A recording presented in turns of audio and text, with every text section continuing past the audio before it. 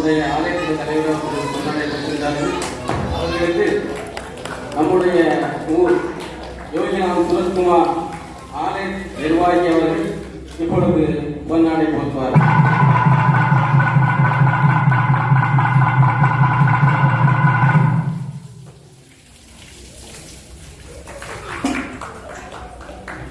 ஐயா அவர்களை ஆசீர்வாதம் வழங்குமாறு அன்போடு அழைக்கிறேன்.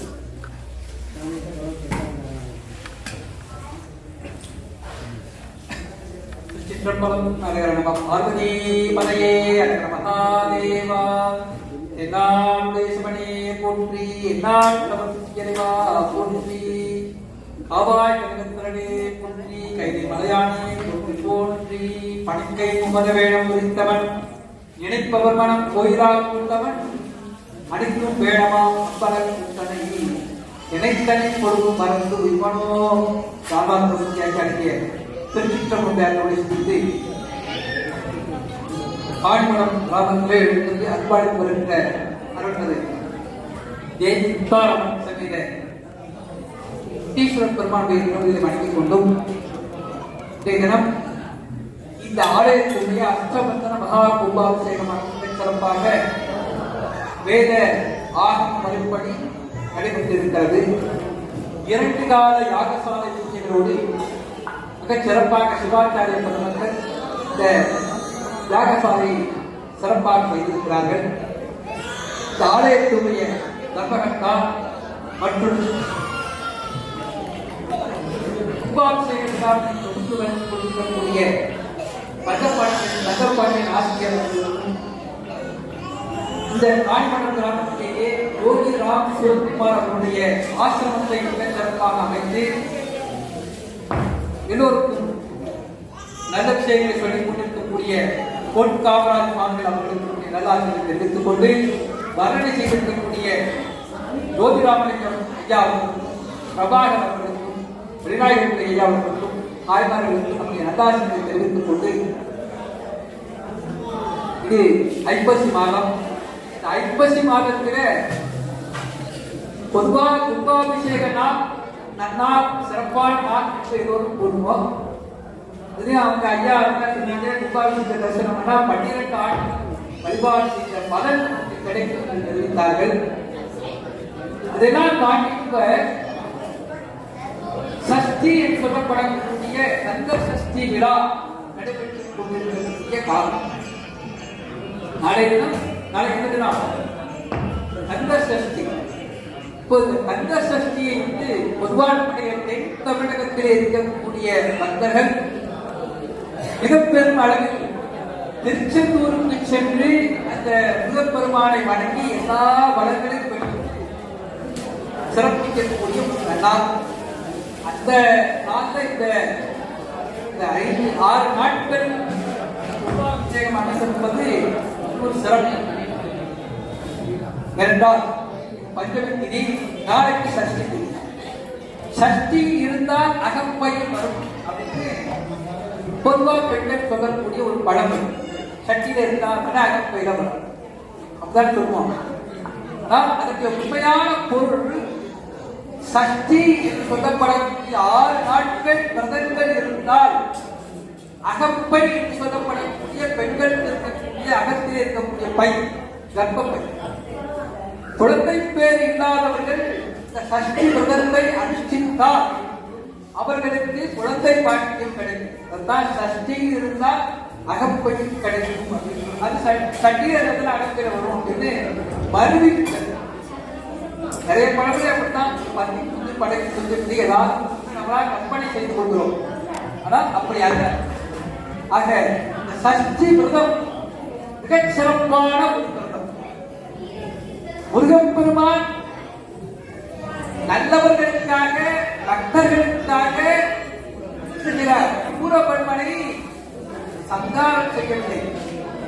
மற்ற புராணங்கள் எல்லாம் அசுரர்களை தெய்வம் என்ன செய்து இப்ப அப்பாரன் தேவி உத்தாரம் மகிஷாசுரனை சங்காரம் செய்ததாக புராணம் சொல்கிறது.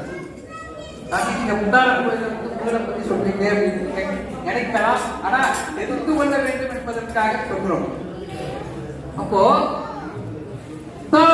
அக்கால் முக்கையாக அவதாரம் செய்து மகிஷாசுரனை சங்காரம் செய்தார். ஆனால் முருகப்பெருமான் என்ன செய்கிறார்? சூரபன்மனை என்ன செய்தார்?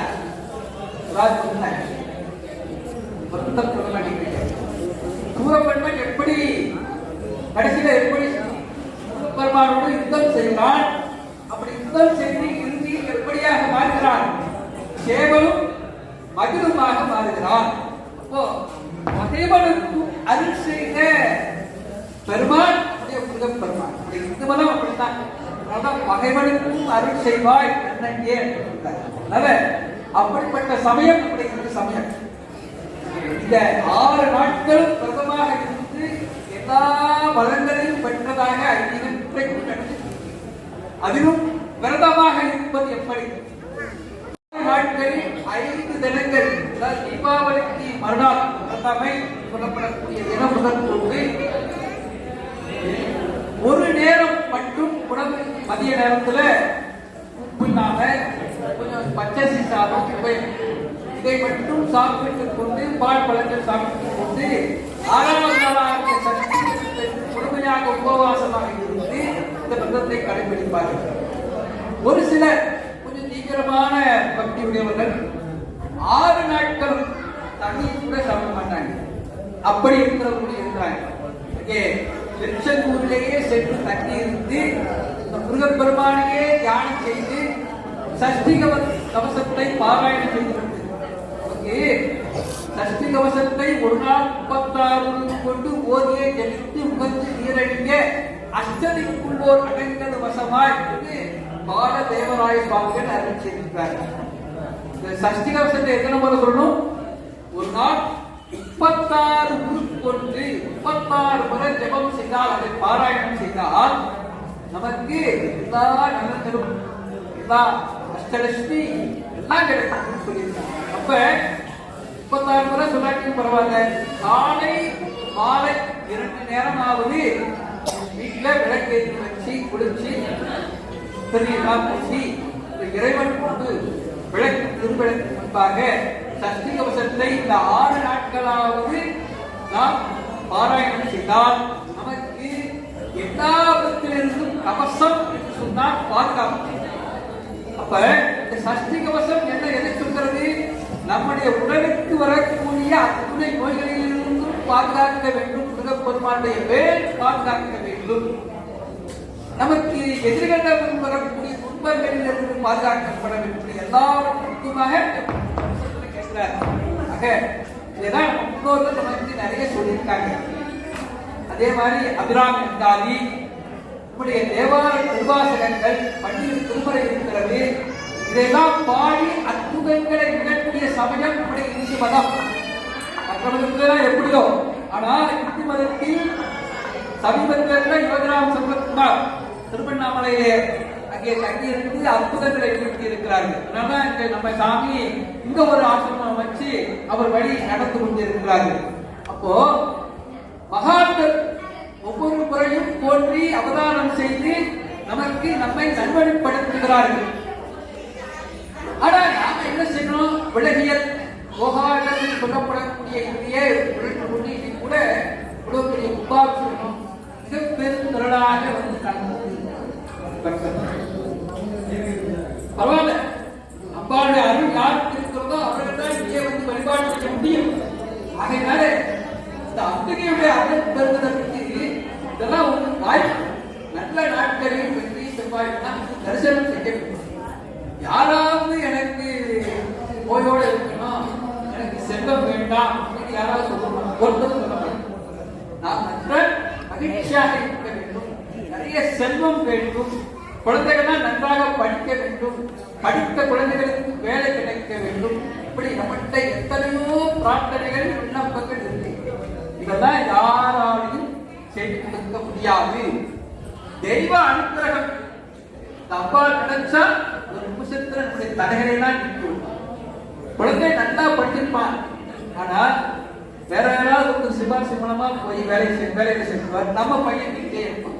அப்போ இதெல்லாம் நடைபெறாமல் இருக்க வேண்டும் என்றால் தெய்வ அனுக்கிரகம் இருந்தா, இந்த அப்பாவுடைய அனுகிரகம் இருந்தா, நமக்கு முன்னாடி அப்பா போய் வேற காசு அந்த தெய்வத்தை வணங்க வேண்டும், குழந்தைகளுக்கு சொல்லிக் கொடுக்க வேண்டும்.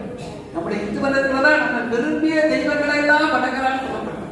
உனக்கு முருகர் பிடிக்குமா அப்படின்னா, விநாயகர் பெருமான் பிடிக்குமா அப்படின்னா, சிவபெருமானை வணங்க வேண்டுமா வணங்கலாம், இப்படி எல்லாம் சொல்லப்படும். அந்தந்த தெய்வங்களுக்கு உரிய உபாசனை மந்திரங்கள் இருக்கிறது.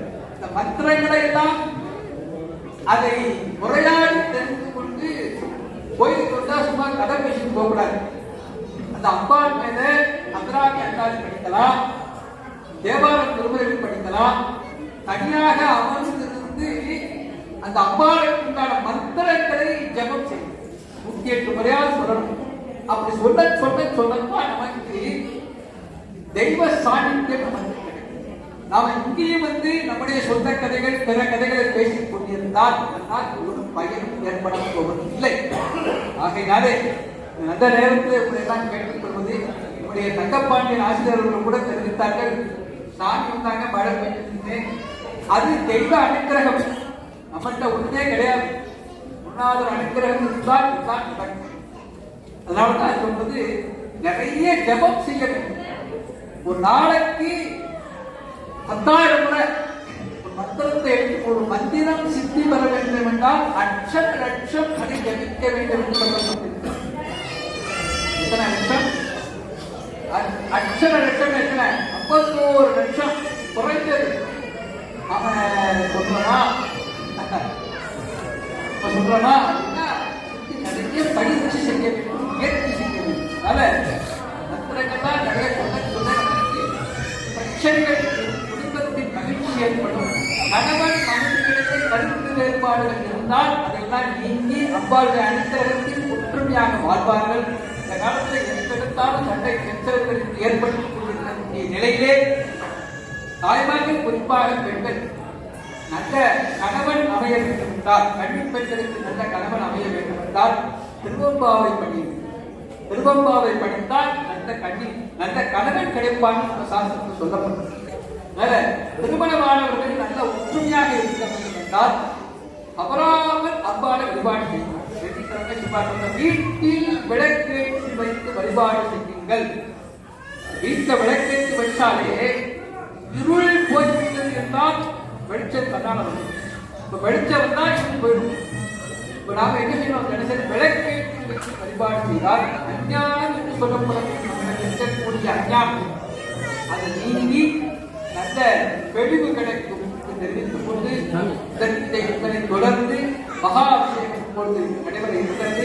இந்த சுவாமிகள்லாம் அருளாட்சி வழங்க இருக்கிறார்கள். அதனையெல்லாம் கட்டுக்கழித்து இந்த அன்னையுடைய அருளுக்கு பாத்திரமாக கேட்டுக்கொண்டு அதனை தொடர்ந்து அன்னதானம் நடைபெற இருக்கிறது என்று தெரிவித்துக்கொண்டு இந்த ஆலயத்துடைய கைகரித்து உங்கள் ஒவ்வொருவருடைய பணமும் இருக்கிறது. ஒரு கும்பாபிஷேகத்தை எடுத்துக்கொண்டால் பெரிய மனிதர்களுக்கு பார்த்தாலே யாராவது சென்னையிலிருந்து சித்த வைத்தது ஒன்று அவர் ஒருத்தரே இருந்தாலும் கல்யாணம் பெரும் பொருட்செலவில் அவர் உதவி செய்தார். அதே போன்று இந்த நேரத்தில் ஸ்ரீரங்கனை ஞாபகப்படுத்த வேண்டும். ஏன்னா ஒரு அற்புதமான மனிதர் ஸ்ரீரங்கன்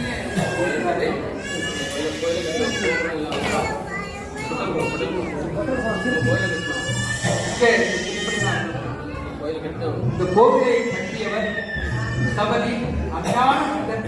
அவருடைய மறைவு ஒரு பெரிய பேர் இழப்பு.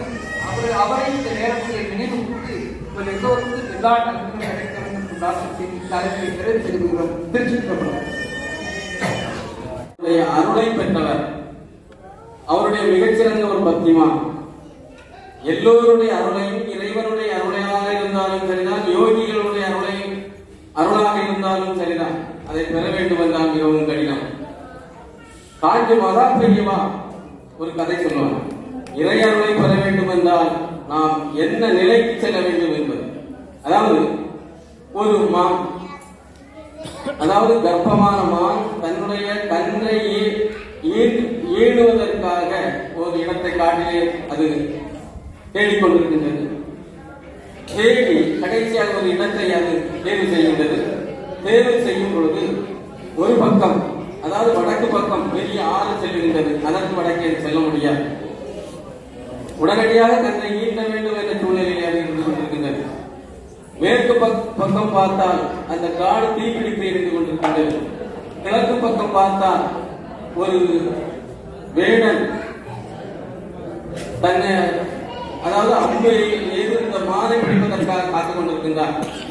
தெற்கு பக்கம் பார்த்தால் புலி இந்த மானை எப்பொழுது சாப்பிடலாம் என்று எதிர்நோக்கிக் கொண்டிருக்கக்கூடிய ஒரு சூழ்நிலையில் தன்னுடைய கன்றை நன்றாக ஈண்டெடுக்க வேண்டும் என்ற சூழ்நிலையில் மட்டும் அது இருக்கின்றது. அதனுடைய எண்ணம் புலியை பார்த்தோ வேடனை பார்த்தோ எரிகின்ற காட்டை பார்த்தோ பயப்படவில்லை. ஆனால் தன்னுடைய அந்த கன்றை நல்ல முறையிலே ஈண்டெடுக்க வேண்டும் என்ற ஒரே எண்ணத்திலே இருக்கின்றது. கடைசியாக ஒரு மின்னல், இடியோடு கூடிய மின்னல் வருகின்றது. அந்த மின்னல் தாக்கலிலே வேடனானவனுடைய அம்பு அவனுடைய வெளியிலிருந்து பாய்ந்து புலி மீது பாய்ந்து புலி இறக்கின்றது. உடனடியாக மழை பெய்கின்றது. மழை பெய்து அந்த எரிந்து கொண்டிருக்கின்ற கூடிய காடு அணைகின்றது. மானாது ஒரு அருமையான ஆண் கன்றை ஈன்றெடுக்கின்றது. அதுபோலதான் ஒரே நிலையில் இருந்து அவர்கள் பாடுவார்கள், பற்றிக் கொண்டே உங்கள் பாதங்களை இனி நான் விட்டிடவே மாட்டேன் என்று யோகிராம் சுரத்குமாருடைய பாதங்களை பற்றி அவருடைய அருளை பெற்றவர். மிகச்சிறந்த ஒரு படாலயத்தை அமைத்து யோகிராம் சுரத்குமாருக்கு தினமும் 6 கால பூஜைகளை நடத்தி கொண்டு வருகின்றார்கள். முதற் காலத்தில் அவர்கள் ஒரு 20-30 ஆண்டுகளுக்கு முன்னாலே கூறியிருக்கிறார்கள், காணிமடம் ஊர் உலக வரைபடத்தில் வரும் என்று கூறினார்கள். அதுபோல உலக வரைபடத்திலே காணிமடம் ஊர் வந்துள்ளது.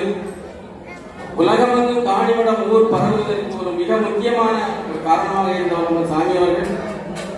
அந்த சாமி அவர்கள் கண்டிப்பாக நம்முடைய ஆலயத்திற்கு வர வேண்டும், ஆசிகளை வழங்க வேண்டும் என்று வேண்டிய நிமித்தமாக இங்கே வந்துள்ளார்கள். அவர்களை வருக வருகை என வரவேற்று ஆசிகளை வழங்குமாறு வேண்டி அவர்களுக்கு நம்முடைய ஆலயத்தினுடைய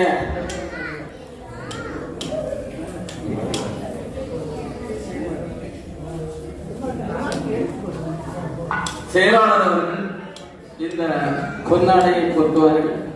தொடர்ந்து அவர்கள் ஆசிரியரை வழங்குவார்கள்.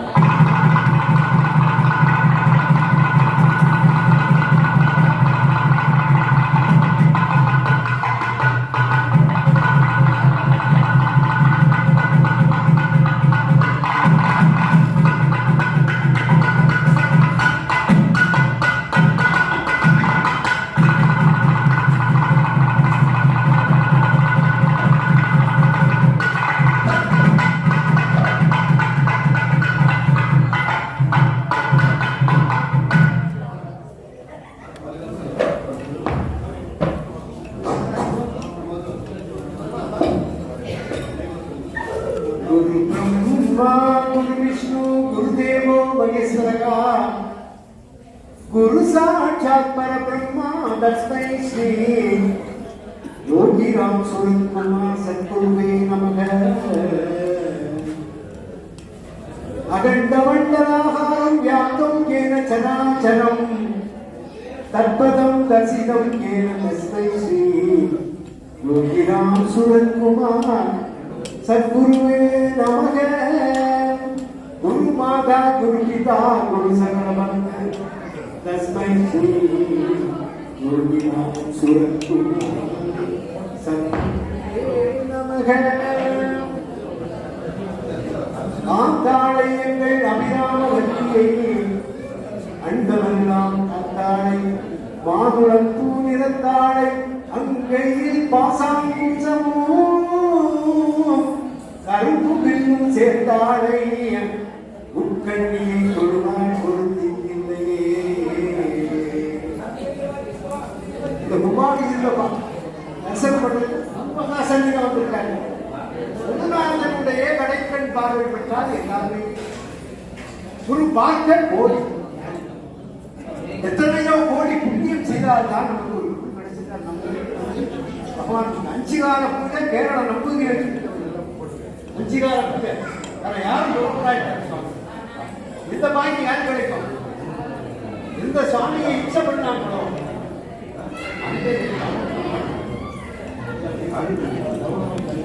முழுக்கவற்றை சிரட்டை கொண்டு வந்திருப்பேன். அப்படிப்பட்ட இன்னையுடைய திருப்படியில் கும்பாபிஷேகம் நடந்துக்கலாம். எத்தனை கோடி பூர்வஜன்ம புண்ணியம் இது முந்தை கண்டது. இது போன ஜென்ம வாசனையில் அருகி வந்தது. மனமறியா மொழியிலே பேசி நின்றது. உன் மனமுகத்தை மறுபடியும் பார்க்க வந்தது.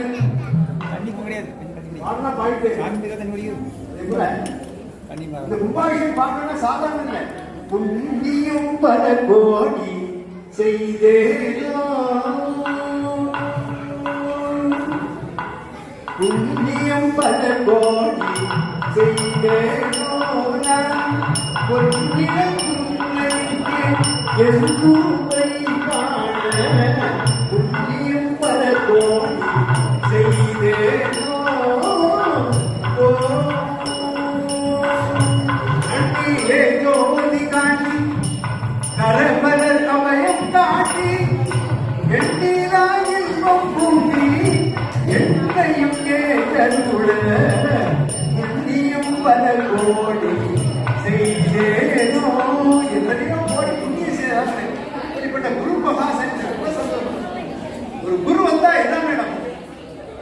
இறைவன் செய்தானோ செய்யவில்லை நல்லாதி எதையும் கொடுக்கக்கூடிய அப்படிப்பட்ட பெருமான வச்சிருக்க ஒரு உபாசத்தை நடத்திருக்கீங்கன்னா ரொம்ப சந்தோஷம். யோகிராம் சொல்லிப்பார் காத்துட்டு இருக்காருன்னா நான் இன்னைக்கு உலகமே பார்த்துட்டு இருக்கு. அவங்க வீடியோ எடுக்கல செல்வகுமார் உலகமே ஆன்லைன்ல பார்த்துட்டு இருக்காங்க. என்ன நடந்துட்டு இருக்கு, யார் நடந்துட்டு இருக்காங்க, எல்லா நாடுகளும் பார்க்கறாங்க. ராணிமலை மந்திராலயத்தினுடைய மூலமா 10,000 வீடியோ எல்லா சிவபுராணத்திற்கு எல்லாம் பாடலை சென்றார். அது பணம் வச்சிருக்காங்க. அம்பாளுடைய கருணை அம்பாளுடைய பாட்டு பாடு. அம்மா அம்மா தாயே அகிலாண்டேஸ்வரியே अन्नपूर्णेश्वरी ताये ओम आदि पराशक्ति नीये अम्मा अम्मा ताये अखिलांडेश्वरी नीये अन्नपूर्णेश्वरी ताये ओम आदि पराशक्ति नीये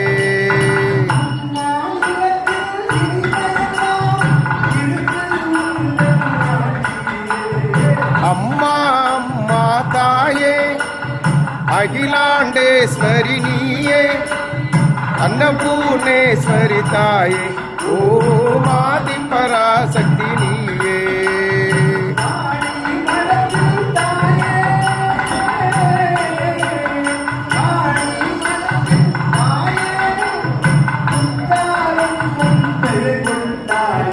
अम्मा अम्मा ताये अखिलांडेश्वरी नीये अन्नपूर्णेश्वरी ताये ओम आदि पराशक्ति नीये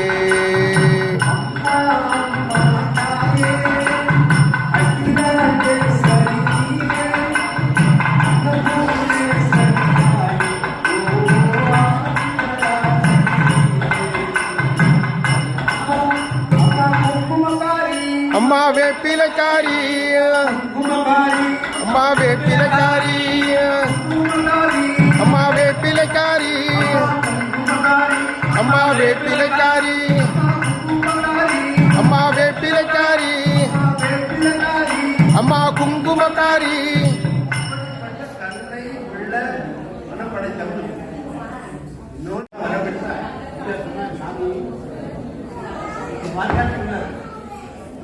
எங்க போனாலும் நீ காணிக்கணும்னா ஒரு தனி சட்டம். மலேசியாவில் ஒரு கத்தரிசி ஒரு காணிமனை வேற ஒரு பேர்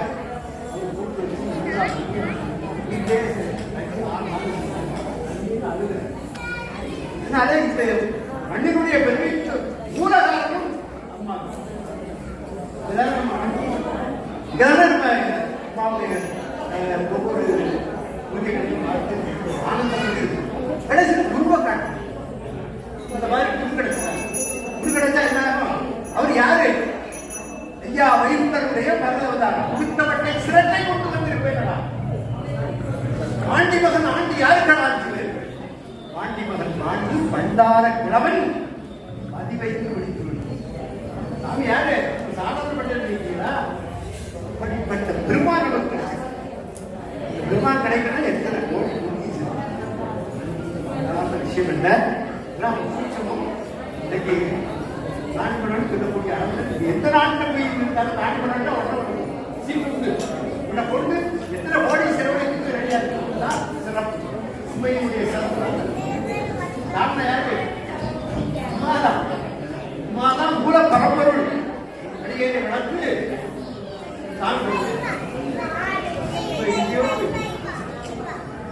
கை கட்டினா போதும். எந்த சீரமா இந்த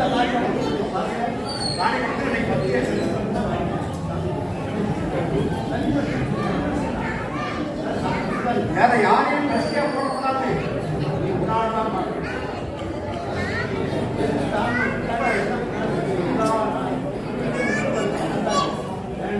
வேண்டாம் சொல்லிட்டாங்க.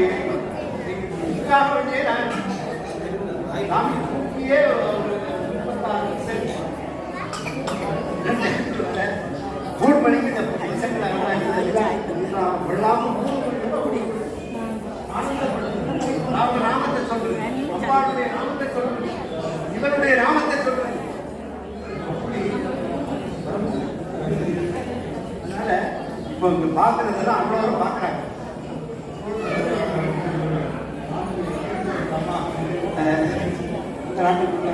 போகாத நாடுகள் இல்லை. நான் யாரு? சாதாரண விவசாயிகளுடைய மகன். சாதாரண விவசாயிகளுடைய மகன். உலகமே போற்றக்கூடிய அளவுல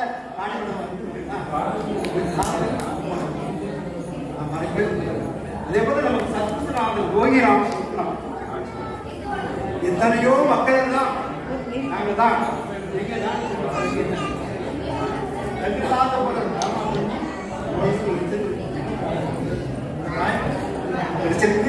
தக்க வச்சுக்கிட்டு சாமியை கும்பிடுங்க. அஞ்சுகால பூஜை உலகத்திலே நடக்கல. கொரோனா டைம்ல எல்லா கோயில்களும் அடைக்கப்பட்டது. ஆனா ராணிமடம் யோகிராம் சொல்லுவாங்க மந்திராலயம் மட்டும்தான் அஞ்சுகால பூஜை மணி அடிச்சு சங்கு ஊதிக்க பூஜை.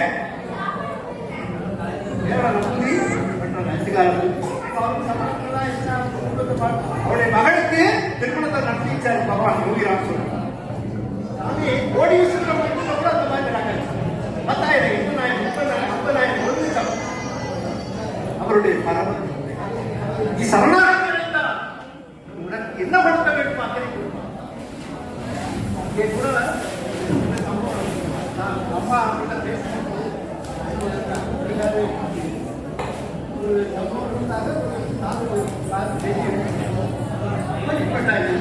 உருவாக்கணும்னா அத்தியாவசியம் முழுவதும் எந்த நாட்டுக்கு போனாலும் உனக்கு காசு இல்லை. ஏன் சொல்லு, நாடு போனாலும் சொல்லிட்டா போகும். உனக்கு என்ன பண்ணணும்?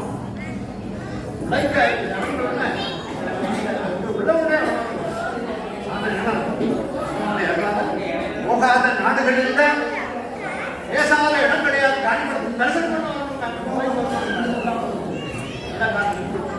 140 அமெரிக்கா 1984 அவனை வச்சு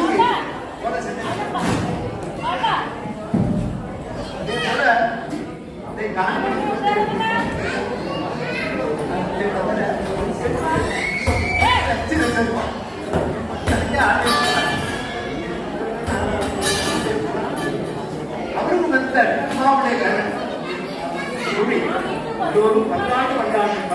பல்லாண்டு பல கோடி நூறாண்டு வாழ்க்கை எல்லா நடமும் சாமியை தரிசனம் பண்ணி அவங்களை அவங்களை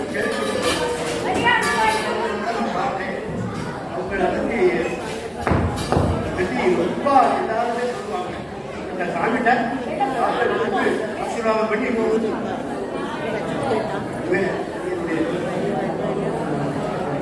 எல்லோரும் பல்லாண்டு வாழணும்.